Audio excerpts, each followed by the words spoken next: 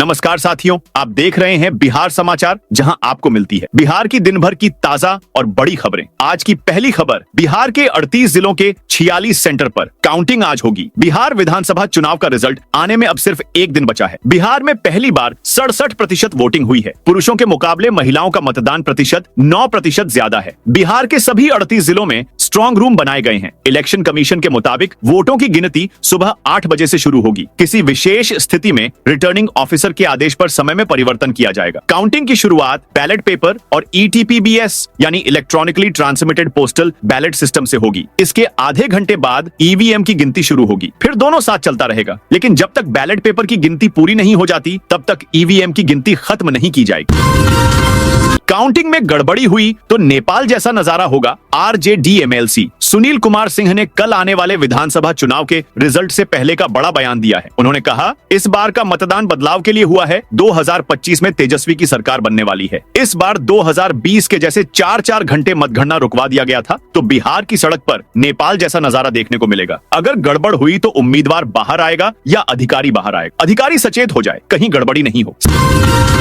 सासाराम में देर रात counting centre पहुंचा। ट्रक हंगामा। रोहतास जिले की सभी 7 सीटों के लिए बने मतगणना केंद्र के बाहर बुधवार की देर रात एक ट्रक की एंट्री को लेकर जमकर बवाल हुआ। कृषि बाजार समिति तकिया में बने इस काउंटिंग सेंटर के बाहर करीब रात 11:30 बजे राजद समर्थकों ने मतगणना परिसर में एक ट्रक को देखा। ट्रक में भारी मात्रा में टीन के बक्से लदे थे। काउंटिंग सेंटर में ट्रक के प्रवेश करने पर महागठबंधन के समर्थकों ने विरोध करना शुरू कर दिया। वोट चोर गद्दी छोड़ के नारे लगाए गए, जिसके बाद मौके पर DM उदिता सिंह और SP रोशन कुमार अधिकारियों के साथ पहुंचे। सभी कॉलेजों के निरीक्षण की रिपोर्ट राजभवन को भेजेंगे। पटना विश्वविद्यालय की कुलपति प्रो नमिता सिंह ने कहा कि सभी कॉलेजों का वे निरीक्षण बारी बारी से करेंगी। इस दौरान जो भी समस्याएं दिख रही हैं, उन सभी को राजभवन को रिपोर्ट करेंगी। उन्होंने कहा कि कुछ समस्याएं ऐसी दिख रही हैं जिसके लिए बहुत फंड की आवश्यकता नहीं है, इच्छा शक्ति की जरूरत है। कॉलेज फंड से वे काम किए जा सकते हैं। कुछ परेशानी है तो विवि को लिख कर दें, वे भी हर संभव मदद करेगा। इंटर और मैट्रिक परीक्षा के लिए 18 तक भरें फॉर्म। पटना बिहार विद्यालय परीक्षा समिति ने इंटर व मैट्रिक वार्षिक परीक्षा 2026 के लिए परीक्षा फॉर्म भरे जा रहे हैं। छात्र छात्राओं को बोर्ड के द्वारा यह अंतिम मौका दिया गया है। छात्र छात्राएं 18 नवंबर तक फॉर्म भर सकता है। मैट्रिक के लिए वेबसाइट पर मूल रजिस्ट्रेशन कार्ड अपलोड करते हुए ऑनलाइन आवेदन फॉर्म भर सकते हैं। मतगणना आज बंद रहेंगे। पटना के सभी स्कूल DM ने जारी किया आदेश। बिहार विधानसभा चुनाव की मतगणना 14 नवंबर को पटना के AN कॉलेज में होगी। जिले के सभी 14 विधानसभा क्षेत्रों की मतों की गिनती सुबह 8 बजे शुरू होगी। इस दौरान यातायात प्रबंधन, लोक सुविधा और जनहित को देखते हुए जिले के सभी विद्यालयों का पठन पाठन स्थगित रहेगा। अब 100% राशि निकाल सकेंगे। सदस्य कर्मचारी भविष्य निधि संगठन EPFO ने अपने सदस्यों के लिए भविष्य निधि PF की आंशिक निकासी प्रक्रिया अब और सरल और उदार बना दिया है। पहले जहां 13 अलग अलग कारणों से निकासी की अनुमति थी, अब इन्हें 3 मुख्य श्रेणियों शिक्षा, गृह निर्माण और विशेष परिस्थितियों में बांटा गया है। नई व्यवस्था के अनुसार अब सदस्य जरूरत के अनुसार इन तीनों श्रेणियों में अपनी कुल PF राशि कर्मचारी और नियोक्ता दोनों के योगदान सहित का 100% तक निकाल सकते हैं। AN कॉलेज में 14 हॉल में 14 टेबल पर पटना की 14 सीटों के वोटों की गिनती होगी। पटना जिले के 14 विधानसभा क्षेत्रों की मतगणना शुक्रवार की सुबह 8 बजे से बोरिंग रोड स्थित AN कॉलेज में होगी। इसको लेकर बोरिंग रोड और उसके आसपास की यातायात व्यवस्था में बदलाव किया गया है। यह बदलाव मतगणना की समाप्ति या यातायात सामान्य होने तक प्रभावी रहेगा। शुक्रवार की सुबह 5 बजे से बोरिंग रोड चौराहे से AN कॉलेज होते पानी टंकी तक वाहनों का परिचालन नहीं होगा।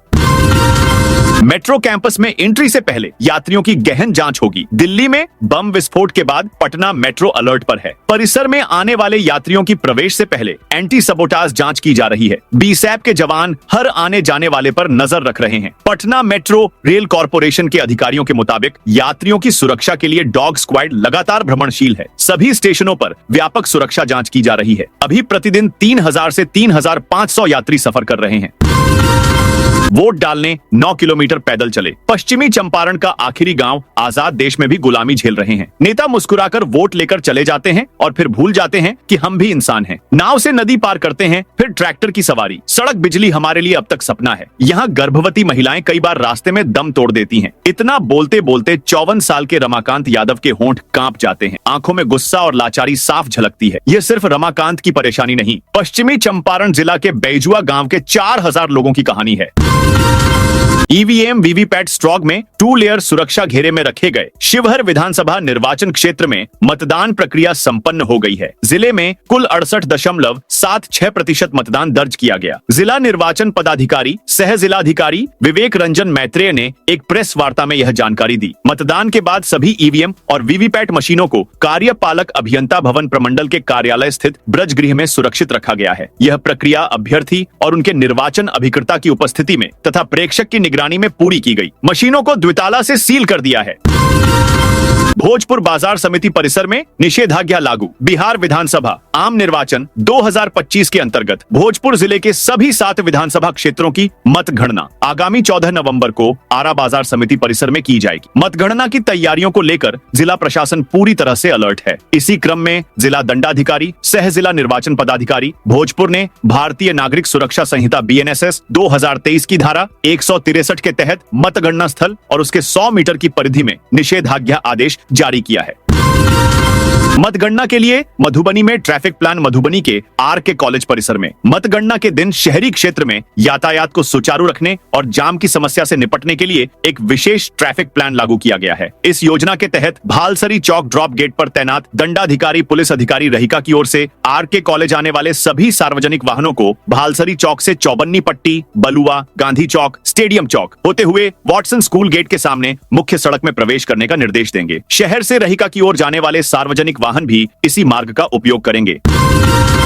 रुझान आते ही दुल्हन की तरह सजेगा बीजेपी ऑफिस। बिहार विधानसभा चुनाव 2025 की मतगणना से ठीक एक दिन पहले पटना में भारतीय जनता पार्टी भाजपा के नेताओं और कार्यकर्ताओं में जबरदस्त उत्साह देखने को मिल रहा है। एग्जिट पोल के रुझानों में एनडीए की स्पष्ट बढ़त के बाद भाजपा मीडिया सेल में जीत का जश्न मनाने की तैयारियां शुरू हो गई हैं। बीजेपी के प्रदेश कार्यालय में पोस्टर लगाए जा रहे हैं जिन पर लिखा है, बिहार है तैयार, 14 नवंबर को फिर आ रही एनडीए सरकार। कार्यकर्ता सजावट और तैयारियों में जुटे हैं। पार्टी के मीडिया सेल में माहौल बेहद उत्साहपूर्ण है और नेताओं में जीत को लेकर आत्मविश्वास भी दिख रहा है। महिलाओं युवतियों को आत्मनिर्भर बनाने के लिए स्पेशल ट्रेनिंग प्रोग्राम महिला सशक्तिकरण और आत्मनिर्भरता की दिशा में एक सार्थक पहल के तहत गुरुवार को शहर के करमन टोला स्थित पेरिस मेकअप एंड स्टूडियो में विशेष प्रशिक्षण कार्यक्रम का आयोजन किया गया। इसमें दिल्ली से आए ब्यूटी एक्सपर्ट सोहेल अहमद की टीम ने दर्जनों महिलाओं और युवतियों को hair cutting, hair colour, makeup और अन्य ब्यूटी से जुड़ी तकनीकों का प्रशिक्षण दिया। मधुबनी RK कॉलेज में होगी मतगणना। मधुबनी में बिहार विधानसभा आम निर्वाचन 2025 की मतगणना 14 नवंबर को RK कॉलेज में होगी। जिलाधिकारी सह जिला निर्वाचन पदाधिकारी आनंद शर्मा और पुलिस अधीक्षक योगेंद्र कुमार ने DRDA सभागार में मतगणना कार्य में प्रतिनियुक्त दंडाधिकारियों और पुलिस पदाधिकारियों को संबोधित किया। उन्होंने सभी अधिकारियों और कर्मियों को समय पर अपने प्रतिनियुक्ति स्थल पर पहुंचने के निर्देश दिए। सहरसा में सूखा पेड़ गिरा, ऑटो ड्राइवर यात्री गंभीर घायल। सहरसा शहर में गुरुवार दोपहर कलेक्ट्रेट जाने वाली मुख्य सड़क पर रविदास चौक के पास एक सूखा पेड़ अचानक सड़क पर गिर गया। इस हादसे में एक टेम्पो और एक ई-रिक्शा चपेट में आ गए। टेम्पो चालक और उसमें सवार एक यात्री गंभीर रूप से घायल हो गए, जबकि ई-रिक्शा चालक बाल बाल बच गया। प्रत्यक्षदर्शियों के अनुसार सड़क के पश्चिमी किनारे पर खड़ा सूखा पेड़ अचानक जड़ों से उखड़कर सड़क की ओर गिरा। उसी समय दोनों दिशाओं से एक टेम्पो और एक ई-रिक्शा गुजर रहे थे। पेड़ सीधे टेम्पो पर आ गिरा, जिससे वाहन बुरी तरह क्षतिग्रस्त हो गया। बिहार में एनडीए सरकार 200 सीटों से पार जाएगी। विधानसभा चुनाव की मतगणना से एक दिन पहले गुरुवार को भाजपा प्रत्याशी डॉक्टर सुनील कुमार ने दावा किया कि जनता ने विकास और सुशासन के मुद्दे पर एनडीए सरकार को प्रचंड समर्थन दिया है। उन्होंने कहा कि बिहार शरीफ में इस बार रिकॉर्ड मतों से जीत मेरी होगी। जनता ने विकास को देखा है, हमारे काम को सराहा है और एनडीए की डबल इंजन सरकार पर भरोसा जताया है। डॉक्टर सुनील ने कहा कि मुख्यमंत्री नीतीश कुमार और प्रधानमंत्री नरेंद्र मोदी के नेतृत्व में बिहार ने अभूतपूर्व प्रगति की है। उन्होंने कहा कि महिलाओं के सशक्तिकरण के लिए हमारी सरकार ने ऐतिहासिक काम किया है। बिना हेलमेट के बाइक चलाने वालों का काटा जा रहा ऑनलाइन चालान। बिना हेलमेट के बाइक चलाने वाले चालकों की अब खैर नहीं है, क्योंकि ऐसे चालकों की अब ऑनलाइन चालान कट रहा है। जिनकी बाइक की इंश्योरेंस और प्रदूषण फेल है, वैसे चालकों को भी अब सड़क पर ऑनलाइन चालान कट रही है। अभी हाल ही में छेवाड़ा बाजार से एक युवक अपने गांव से शेखपुरा जा रहा था। वह बिना हेलमेट पहने हुए शेखपुरा बाजार चला गया, लेकिन उसके मोबाइल पर 1000 चालान का मैसेज आया। तब उसे पता चल सका कि उसकी बाइक की चालान कट गई है। स्थानीय प्रशासन पूरी तरह से तैयार है। सहरसा में मतगणना को लेकर ट्रैफिक व्यवस्था में बदलाव। सहरसा में चारों विधानसभा सीटों के लिए हुए मतदान के बाद 14 नवंबर को होने वाली मतगणना के मद्देनजर शहर की ट्रैफिक व्यवस्था में बदलाव किए गए हैं। यह नई व्यवस्था आज 13 नवंबर आधी रात से लागू हो जाएगी। इस संबंध में ट्रैफिक डीएसपी ओम प्रकाश ने जानकारी दी। डीएसपी ओम प्रकाश ने बताया कि पहले चरण में 6 नवंबर को हुए मतदान के बाद मतगणना के लिए शहर में 3 स्थानों पर स्ट्रांग रूम बनाए गए हैं। इनमें जिला स्कूल, जिला गर्ल्स हाई स्कूल और हवाई अड्डा मोड़ शामिल है। मतगणना 14 नवंबर की सुबह 8 बजे से शुरू होगी। दरभंगा में भूख हड़ताल पर नवोदय विद्यालय के स्टूडेंट्स। दरभंगा जिले के जवाहर नवोदय स्कूल पछाड़ी में टीचर के ट्रांसफर के विरोध में छात्रों का प्रदर्शन और भूख हड़ताल दूसरे दिन भी जारी रहा। प्रदर्शनकारी स्टूडेंट्स पहले कैंपस में भूख हड़ताल पर बैठे थे, लेकिन गुरुवार सुबह स्कूल से बाहर निकलकर चौक पर पहुंच गए। वहां नारेबाजी करते हुए धरने पर बैठ गए। सूचना मिलते ही डायल 112 की टीम, एसडीपीओ, एसडीएम और केवटी, रयाम, सिमरी थाने की पुलिस मौके पर पहुंची। अधिकारियों ने छात्रों को समझाने का प्रयास किया, लेकिन अपनी मांग पर अड़े रहे। काफी प्रयास के बाद विद्यालय लौटे। इसके बाद वहीं धरने पर बैठ गए। चरित्रवन में लिट्टी चोखा महोत्सव का आयोजन। बक्सर के ऐतिहासिक चरित्रवन में लिट्टी चोखा महोत्सव का आयोजन किया गया। इस दौरान लाखों श्रद्धालुओं की भीड़ उमड़ी, जिन्होंने त्रेता युग से चली आ रही परंपरा का निर्वहन किया। मान्यता है कि भगवान श्री राम ने ताड़का वध और महर्षि विश्वामित्र का यज्ञ संपन्न करने के बाद इसी भूमि पर लिट्टी चोखा बनाकर भोग लगाया था। महोत्सव के दौरान सुबह से ही रामरेखा घाट पर गंगा स्नान के लिए श्रद्धालुओं का हुजूम उमड़ पड़ा। स्नान के उपरांत लोगों ने मंदिरों में पूजा अर्चना कर परिवार की सुख समृद्धि की कामना की। इसके बाद समूहों में उपलों की आग पर लिट्टी चोखा बनाने का सिलसिला शुरू हुआ। गांधीनगर भवन में होगी शिवहर विधानसभा चुनाव की मतगणना। शिवहर विधानसभा चुनाव की मतगणना कल 14 नवंबर 2025 को गांधीनगर भवन में की जाएगी। इसके लिए सभी तैयारियां पूरी कर ली गई हैं। 22 शिवहर विधानसभा के निर्वाची पदाधिकारी अविनाश कुणाल ने मतगणना स्थल का निरीक्षण कर व्यवस्थाओं का जायजा लिया। सुपौल के सभी 5 सीटों पर एनडीए की होगी जीत। बिहार विधानसभा चुनाव 2025 के दूसरे चरण में सुपौल जिले की 5 विधानसभा सीटों पर शांतिपूर्ण और भयमुक्त माहौल में मतदान संपन्न हुआ। जिले में कुल 72.81% मतदान दर्ज किया गया, जो पिछले चुनावों की तुलना में अधिक है। मतगणना 14 नवंबर शुक्रवार को की जाएगी। मतदान के बाद अब राजनीतिक हलचल तेज हो गई है और उम्मीदवारों के दावे प्रतिदावे भी शुरू हो गए हैं। बेगूसराय में बाजार समिति स्ट्रांग रूम में होगी काउंटिंग। बेगूसराय के सभी 7 विधानसभा क्षेत्र की मतगणना 14 नवंबर को जिला मुख्यालय के बाजार समिति में होनी है। सभी 7 विधानसभा क्षेत्रों चेरिया, बरियारपुर, बछवाड़ा, तेघड़ा, मटिहानी, साहेबपुर कमाल, बेगूसराय एवं बखरी के मतों की गिनती सुबह 8 बजे से शुरू होगी। प्रत्येक विधानसभा क्षेत्र के लिए 14 टेबल लगाए गए हैं। जिले के 2537 मतदान केंद्रों के ईवीएम और वीवीपीएटी बाजार समिति के अलग अलग भवन में सील करके रखे गए हैं, जिसकी 3 लेयर में सुरक्षा की जा रही है। सभी प्रत्याशियों की ओर से अपने निकटतम सहयोगियों को स्ट्रांग रूम की हर गतिविधि पर नजर रखने के लिए तैनात किया गया है। सासाराम में मतगणना केंद्र पर बवाल के बाद आयोग का एक्शन। सासाराम में मतगणना केंद्र पर बवाल के बाद चुनाव आयोग ने एक्शन लिया है। आयोग ने चेनारी विधानसभा क्षेत्र के रिटर्निंग ऑफिसर को तुरंत प्रभाव से बदल दिया है। चेनारी के निर्वाचन पदाधिकारी ललित भूषण रंजन को हटाकर वहां जफर हसन को नियुक्त किया गया है। इससे पहले रोहतास जिला के मुख्यालय सासाराम में बुधवार देर रात ईवीएम से छेड़छाड़ के आरोप में प्रत्याशियों और उनके समर्थकों ने तकिया बाजार समिति के गेट पर जमकर हंगामा किया था। चुनावी नतीजों से पहले अलसाए सियासी दफ्तर, सन्नाटे में सिमटी हलचल। बिहार विधानसभा चुनाव 2025 के मतदान संपन्न हो चुके हैं। अब सबकी निगाहें 14 नवंबर को आने वाले नतीजों पर टिकी हैं। कल तक जो सियासी शोर पूरे राज्य में गूंज रहा था, जहां नेता कार्यकर्ता सुबह से रात तक नारे, भाषण और रणनीति में डूबे रहते थे, वहां अब एक अजीब सी शांति छा गई है। बुधवार को पटना स्थित कांग्रेस, राजद, जदयू और भाजपा के प्रदेश कार्यालयों का नजारा बिल्कुल बदला हुआ मिला। मानो लंबे संघर्ष के बाद सियासी रणबांकुरों को कुछ पल की नींद नसीब हुई हो।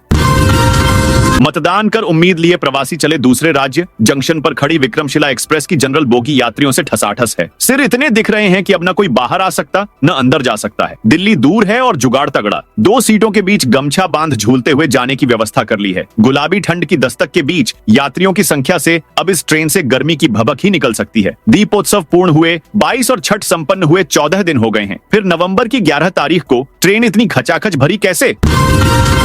मामले में 107वें गवाह जांचकर्ता की हुई गवाही। कोर्ट में आज फिर सुनवाई। बहुचर्चित चारा घोटाला से जुड़े एक मामले में सीबीआई के विशेष न्यायाधीश राकेश कुमार की अदालत में बुधवार को सीबीआई के 107वें गवाह के रूप में मामले के अनुसंधानकर्ता की गवाही आरंभ हुई। सीबीआई ने इस मामले के मुख्य अनुसंधानक डी भट्टाचार्य को अदालत में पेश किया। इनका मुख्य परीक्षण जारी रहा। मामले की अगली सुनवाई 13 नवंबर को होगी। यह मामला भागलपुर के बांका उप जिला कोषागार से पशुपालन विभाग में जाली विपत्रों के आधार पर लगभग 45 लाख रुपए की अवैध निकासी से संबंधित है।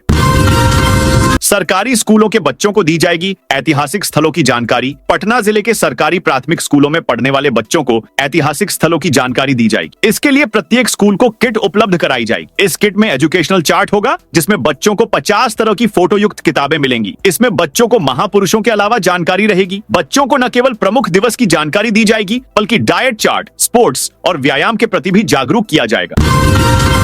ऑपरेशन सिंदूर का बदला लेने की तैयारी में पाक आतंकी हाफिज सईद। ऑपरेशन सिंदूर के बाद आतंकी हाफिज सईद और उसके संगठन से जुड़े आतंकी तिलमिलाए हुए हैं, जिन्हें पाकिस्तानी खुफिया एजेंसी मदद करते हुए भारत के प्रमुख शहरों में विस्फोट करा बड़े पैमाने पर जान माल की क्षति पहुंचाने की फिराक में है। ऑपरेशन सिंदूर का बदला लेने की तैयारी में बांग्लादेश में मौजूद लश्कर-ए-तैयबा और जैश-ए-मोहम्मद के ठिकाने में प्रशिक्षित आतंकियों को भारत में प्रवेश कराया जा रहा है। तकनीकी निगरानी में मिले चौंकाने वाले इनपुट के बाद इंटेलिजेंस अधिकारियों की टीम सतर्क हो गई है। इंटेलिजेंस सूत्रों के मुताबिक बांग्लादेश और नेपाल के रास्ते आतंकियों के भारतीय सीमा में प्रवेश कराए जाने की बात कही जा रही है। पीएम किसान योजना के नाम की एपीके फाइल इंस्टॉल कराकर उड़ाए 2 लाख साइबर फ्रॉड जालसाजों ने पीएम किसान योजना के नाम की एपीके फाइल का लिंक व्हाट्सएप पर भेजकर इंस्टॉल कराया। इसके बाद रिमोट एप्लीकेशन के माध्यम से क्रेडिट कार्ड से 2,06,000 रुपए उड़ा लिए। मामले में पियर महेशपुर के सुरेश कुमार ने साइबर थाने में प्राथमिकी कराई है। इसमें एक मोबाइल नंबर धारक के साथ अन्य को आरोपित किया है। पुलिस का कहना है कि मामले की जांच कर आगे की कार्रवाई की जा रही है। आवेदन में कहा कि उनके व्हाट्सएप पर पीएम किसान योजना के नाम की एक एपीके फाइल का लिंक आया। फ्रॉड के झांसे में आकर उन्होंने लिंक पर क्लिक कर एपीके फाइल को मोबाइल में इंस्टॉल कर ली। 18 नवंबर को खुद नीतीश देंगे तेजस्वी यादव को आशीर्वाद। बिहार विधानसभा चुनाव 2025 के नतीजे आने से एक दिन पहले पटना में मुख्यमंत्री नीतीश कुमार की तस्वीर के साथ टाइगर जिंदा है के पोस्टर लगने से सियासी पारा गर्मा गया है। अब इस पर लालू एवं तेजस्वी यादव की पार्टी राष्ट्रीय जनता दल की प्रतिक्रिया सामने आई है। आरजेडी के राष्ट्रीय प्रवक्ता एवं राज्यसभा सांसद मनोज झा ने कहा कि 18 नवंबर को नीतीश खुद तेजस्वी यादव को आशीर्वाद देने वाले हैं। बता दें कि तेजस्वी दावा कर रहे हैं कि 14 नवंबर को बिहार चुनाव के नतीजे आने के बाद 18 तारीख को महागठबंधन सरकार का शपथ ग्रहण होगा। तो दोस्तों, यह थी आज बिहार की दिन भर की ताजा और बड़ी खबरें। अब कल मिलते हैं नई खबरों के साथ।